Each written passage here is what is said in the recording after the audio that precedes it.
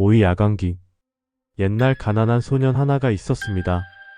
소년은 새 신발 한번 신어보는 것이 소원이었지만 집안 형편이 어려워 늘 맨발로 다녀야 했습니다. 추운 겨울 어느 날 소년은 눈보라 속에서 길을 잃고 세상을 떠났습니다. 그의 마지막 소원은 단 하나였습니다. 나도 새 신발을 신고 싶어. 그 소원이 너무 강했던 탓일까요? 소년의 영혼은 설날 밤마다 세상을 떠돌며 아이들의 신발을 모으기 시작했습니다. 사람들은 그 존재를 야광기라 부르게 되었고, 설날 밤이면 신발을 숨기는 풍습이 생겨났다고 전해집니다. 옛날 사람들은 설날 밤에 특별한 힘을 가진 귀신이 세상으로 나온다고 믿었습니다. 사위 달걀 귀신. 아주 먼 옛날 한 선비가 있었습니다. 그는 자신의 외모를 지나치게 자랑하며 못생긴 사람들을 무시하곤 했습니다. 어느 날 깊은 산속에서 길을 잃은 선비는 신비한 노인을 만났습니다. 노인은 겸손하게 살아가라고 충고했지만 선비는 비웃기만 했죠. 결국 벌을 받은 선비는 자신의 얼굴을 잃어버리고 말았습니다. 눈도 코도 입도 없는 모습이 된 그는 사람들에게 공포의 존재가 되었습니다. 달걀 귀신의 정확한 기원은 알려져 있지 않습니다.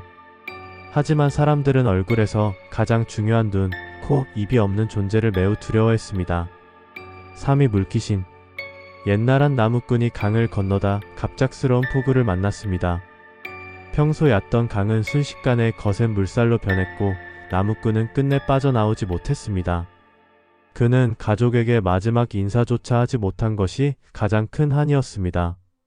세월이 흘러도 그의 영혼은 강가를 떠나지 못했고, 안개 낀 새벽이면 강 한가운데서 사람을 부르는 소리가 들렸다고 합니다. 사람들은 그 영혼을 물귀신이라 불렀습니다. 과거에는 강과 하천에서 사고가 자주 발생했습니다. 특히 수영을 잘하지 못하던 시절에는 물에 빠져 목숨을 잃는 일이 흔했죠. 사람들은 물에 빠져 죽은 영혼이 물속에 머문다고 생각했고, 이것이 물귀신 전설로 발전했습니다. 2위 도깨비. 한 시골 마을에 수십 년 동안 사용된 오래된 빗자루가 있었습니다. 그 빗자루는 집안 대청소부터 아이들의 놀이까지 온 가족의 추억을 함께한 물건이었죠. 그러던 어느 날 집이 비워지면서 빗자루는 창고에 버려졌습니다. 오랜 세월 사람들의 손길과 정이 쌓여있던 빗자루는 어느 보름달 밤 신비한 기운을 받아 생명을 얻었습니다. 그렇게 태어난 존재가 바로 도깨비였습니다. 도깨비는 외롭기도 했지만 사람들과 함께 놀고 싶어 밤마다 마을에 내려왔다고 전해집니다. 옛날 사람들은 오래 사용한 빗자루, 절구, 항아리 같은 물건에 영혼이 깃들 수 있다고 믿었습니다. 1위 처녀귀신. 조선시대 어느 마을에 연하라는 처녀가 살고 있었습니다. 연하는 혼인을 약속한 총각과 행복한 미래를 꿈꾸고 있었죠. 하지만 혼례를 불과 며칠 앞두고 총각이 사고로 세상을 떠나고 말았습니다. 연하는 매일 산길을 걸으며 총각을 그리워했습니다. 그러던 어느 비오는 날 절벽 근처에서 발을 헛디뎌 목숨을 잃고 말았죠. 마지막 순간까지 사랑하는 사람을 만나지 못한 한이 남아 연하의 영혼은 저승으로 가지 못했습니다.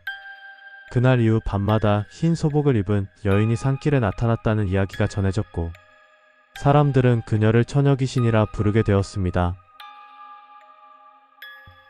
옛날에는 결혼이 매우 중요한 일이었습니다.